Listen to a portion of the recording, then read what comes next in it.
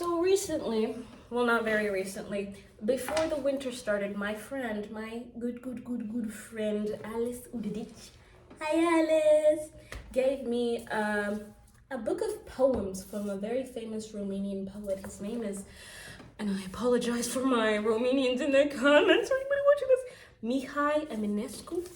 He's a very, very famous Romanian poet. He lived back in like 1800 or something like that. But I just wanted to read for you a couple poems. I don't know. You know, sometimes, yeah, just sit back. I think I'm gonna read 3. But sit back.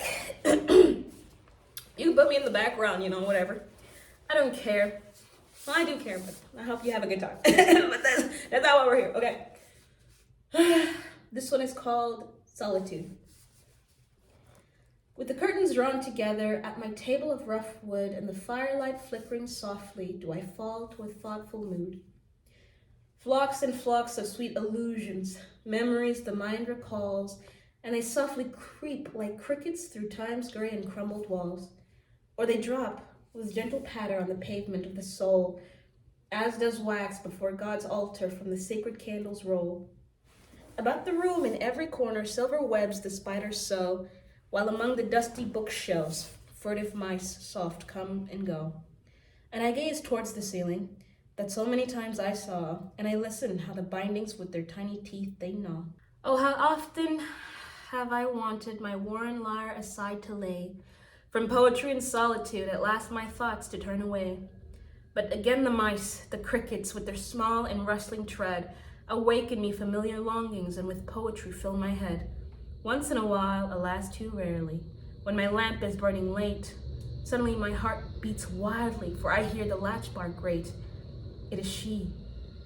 My dusky chamber in a moment seems to glow, and as if an icon's holy luster did o'er life's threshold flow. And I know not how the moments have the heart a way to sneak, while we whisper low our loving hand in hand and cheek to cheek.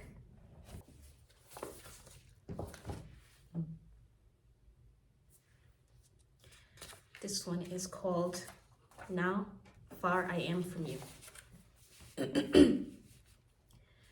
Now far I am from you, before my fire alone, and read again the hours that so silently have gone.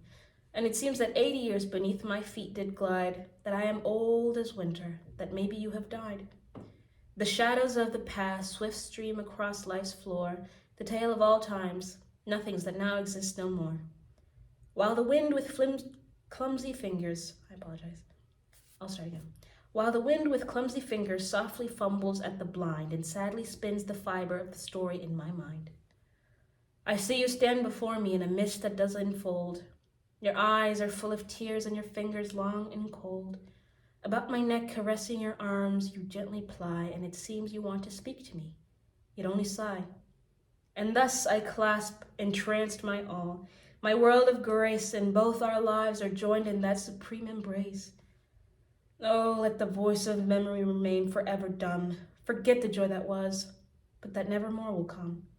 Forget how after an instant you thrust my arms aside, for now I'm old and lonely, and maybe you have died.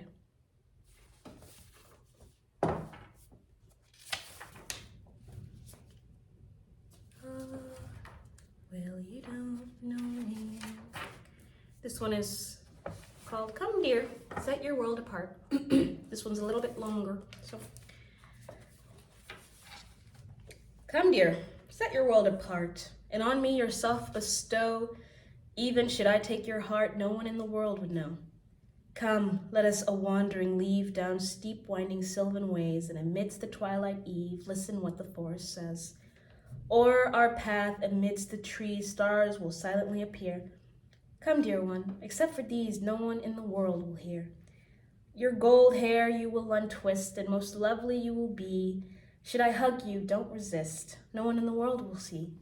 Now the distant bagpipes croon does the sacred night invade, while appears the climbing moon o'er the silver beech tree's glade, and amidst the boughs her light does enchanted shadows trace, and I close my senses, quite gazing, dear, upon your face. But you sigh and turn away. You would dwell, yet do not dare. You would go, and yet you stay. Angel, you with hanging hair. Look, the water is iridescent when the moon its splendor shines, and within the lake her crescent its sweet loneliness enshrines. On its surface starlight trembles, ripples through the rushes creep. In its dreams the world assembles, and it cannot fall asleep. While your lovely face beguiling holds it like a mirror there, what do you regard in smiling? Don't you know that you are fair? Blue the starlight heavens high, stars that in the water glow on the lake and in the sky, stars above and stars below. Here the lime tree's scent is blown, here the twilight casts its spell, and we two are quite alone, and so happy words can't tell. Lonely hangs the moon at rest o'er the stream where vapor furls, and I close you to my breast, maiden mine with golden curls. I'm just gonna keep reading. Why not? This one's called And If. And if the branches tap my pain and the poplars whisper nightly, it is to make me dream again. I hold you to me tightly. And if the stars shine on the pond and light its somber shoal, it is to quench my mind's despond and flood with peace my soul. And if the clouds their tresses part and does the moon outblaze, it is but to remind my heart I long for you always. That one is a little bit shorter. This one's Cupid, called Cupid. Cupid, dreadfully spoiled rascal, many a hoax stored in his head, with the children romps and scampers, with the lady sleeps in bed.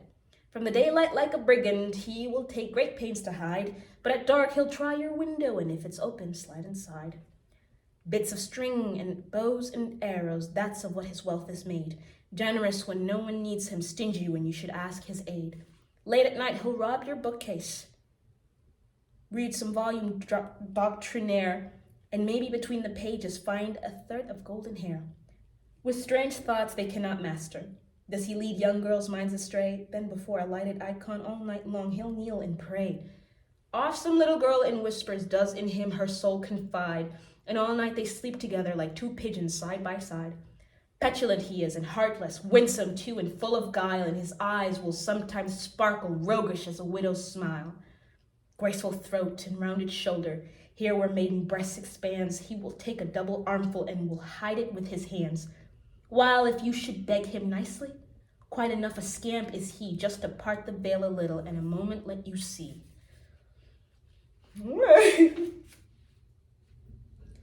This one's called Why Do You Wail, O Forest Trees? In the folk style, that seems important. Why do you wail, O forest trees? Forest without rain or breeze, your branches ill at ease? How indeed thou I not wail when the hours of summer fail? Nights grow longer, days get short, on my branches few leaves caught, and the winds with bitter sword drive my choristers abroad. Autumn winds that forest flay, winter near, spring far away. How indeed should I not groan when my singing birds have flown, and across the frozen sky flocks of swallows hurry by, and with them my fancies fly, leaving me alone to sigh. Hurry on as time in flight, turning day, half into night, time that o'er the forest rings with a fluttering of wings, and they pass and leave me cold, nude and shivering and old, for my thoughts with them have flown, and with them my gladness gone. This one is called Melancholy. It seemed that midst the clouds a gate was opened wide, through which the pallid empress of winning night did ride.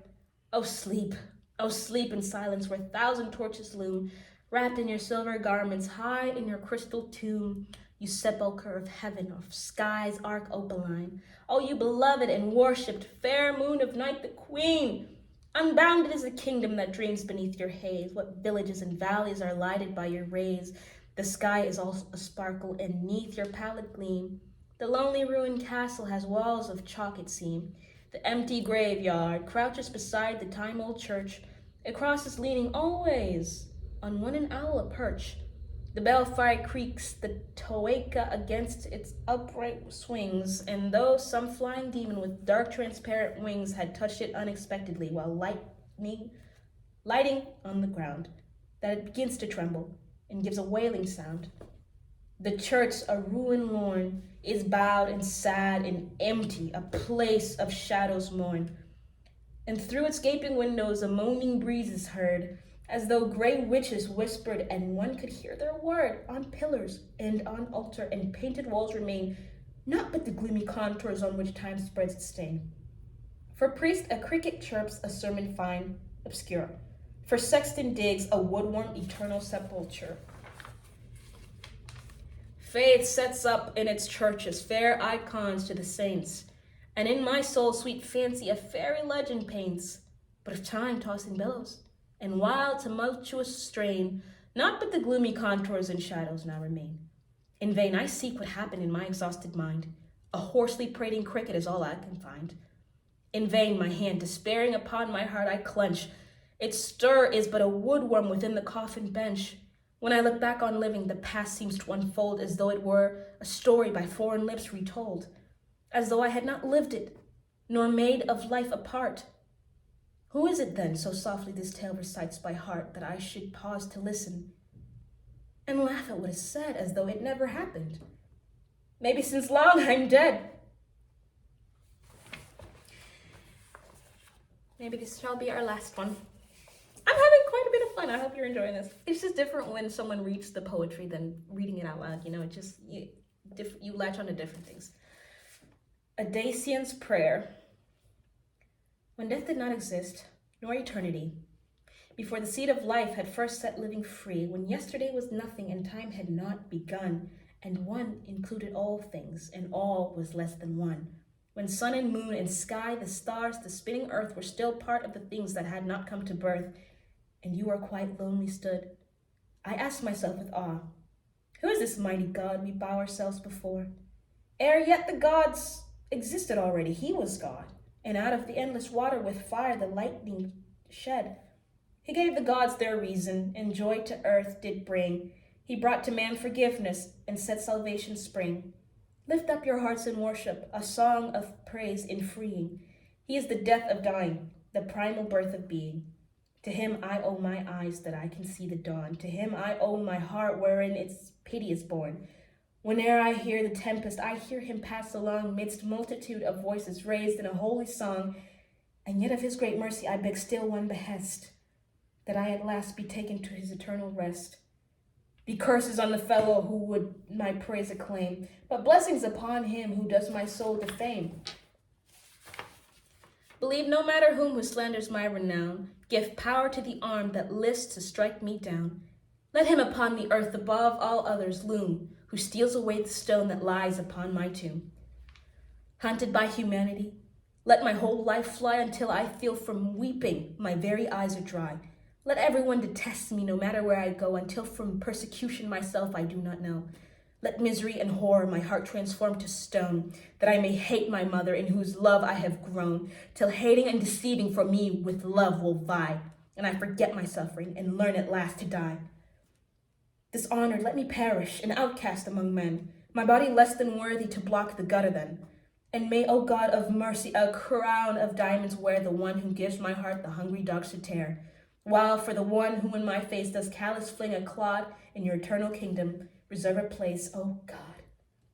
Thus only, gracious Father, can I requitance give, that you from your great bounty vouch me the joy to live, to gain eternal blessings. My head I do not bow, but rather ask that you in hating compassion show, till comes at last the evening, your breath will mine efface, and into endless nothing I go, and leave no trace. That one was a little bit dark. We shall end on what I hope is a happier one. Okay, this one is called Beats the Moon Upon My Window. Beats the moon upon my window down the same untroubled lane, only you are never passing, never more beyond my pain. And the same prune trees in blossom reach their branches o'er the fence, but the hours the past has taken never shall again come thence. Other is your soul's intention, other eyes you have today. Only I, who am unchanging, tread forever that same way. Oh, how slim and young and graceful, secretly with paces slow, would you come to me at evening, 'neath the hidden hawthorn's bow. While my arms were clasped about you, it seemed we were from the earth had sped, and we talked great things together, though not a word had either said. Kisses were our single answer. Many queries, just one task. While about the world beyond us, neither had the time to ask. I, little I knew in youth's enchantment that it is like absurd or to lean against a window, a shadow, or believe a woman's word. And the air still moves my curtain and is used in times of yore. Moonlight down the lane uncertain, only you come nevermore. Thank you all so much. Which one was your favorite? If you want to check out more of his stuff, Mihai Eminescu. I might even just start a series on here, just reading a couple poems every week. But thank you so much. Okay.